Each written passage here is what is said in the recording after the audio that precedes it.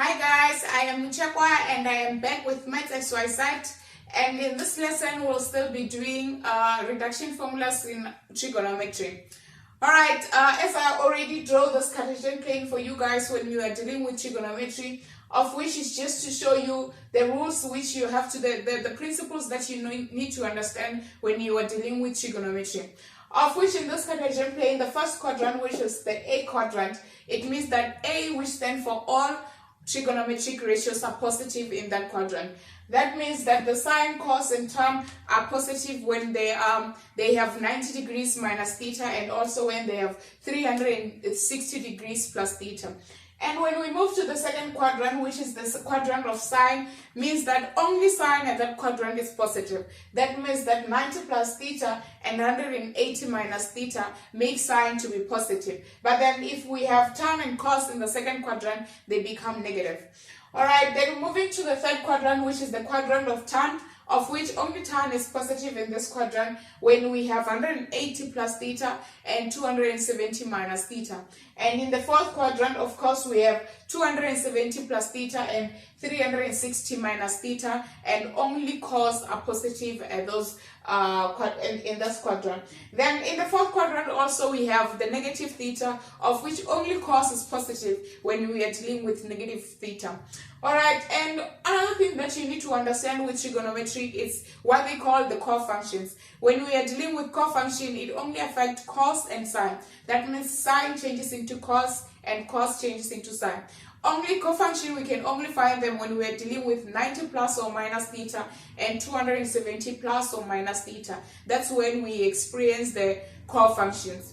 Alright, and another thing that you need to understand is how to measure the angle of theta. When it's being measured from the 0 degrees going anti-clockwise, then the theta becomes positive. But if it's being measured from 0 degrees anti-clockwise, then it becomes positive. Clockwise is negative, sorry guys, anti-clockwise is positive, and then clockwise it's negative when being measured from 0 degrees. Alright, let's just move straight into a question and see how we can apply this in a question. Alright. The question says, given cos 72 is equals to k, given cos 72 is equals to k, we must now then express sine 250 in terms of k. The second one is sine of 18 in terms of k, and the third one is tan of 72 in terms of k. Alright, the first thing that you must do when you are dealing with questions like this is to draw a Cartesian plane, guys. I won't draw this into scale, I'll just draw it so that you guys can understand how to deal with this kind of questions. Alright, this is not drawn into scale. The Cartesian plane, which we have x and y axis, and then we have cos of 72. Cos of 72, that means that our angle is 72 and it's positive.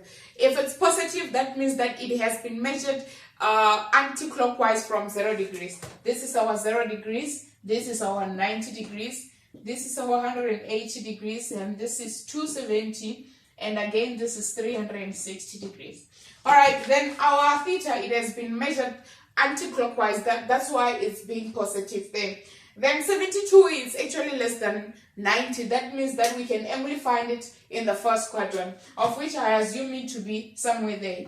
So this will be our cos of 72. Then our cos of 72, remember, cos is equals to the adjacent over the hypotenuse according to trigonometry. That means that here we have divide by 1, which is invisible. Then that means our k is there, and this is our 1. This is our hypotenuse adjacent, and this is our opposite side. Then we now have to find our opposite side by using the theorem of Pythagoras. I'll just erase the side so that we can get a little bit of space.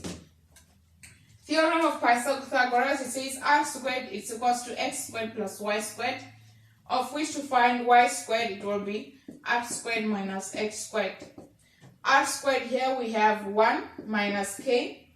Alright, 1 minus k squared. That means that we have y is equals to plus or minus 1 minus k squared.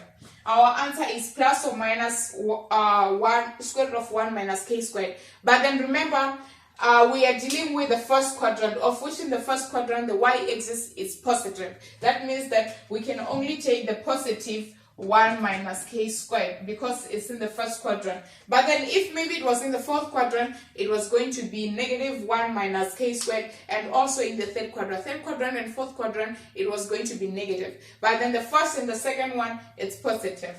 Alright guys, now we have that, we can now answer the questions.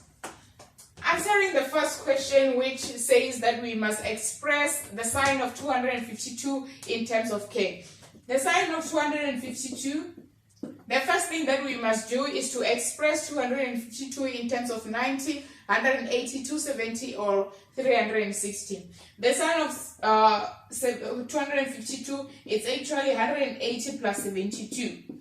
Alright, now that it's 180 plus 72, we know that our 72 is our theta in this case. And then 180 plus theta in the Cartesian plane is found in the third quadrant, of which sign is negative at that quadrant. That means that here we have minus sign of 72. Now that we have minus sign of 72, we can now express sign of 72 in terms of k. Remember, sine according to trigonometric ratio is equals to opposite over the hypotenuse. Then our opposite in this case is 1 minus k squared, and our hypotenuse is equals to 1. Then the answer that we have for sine 252 in terms of k is equals to negative square root of 1 minus k squared. Alright guys, I hope you understood this one.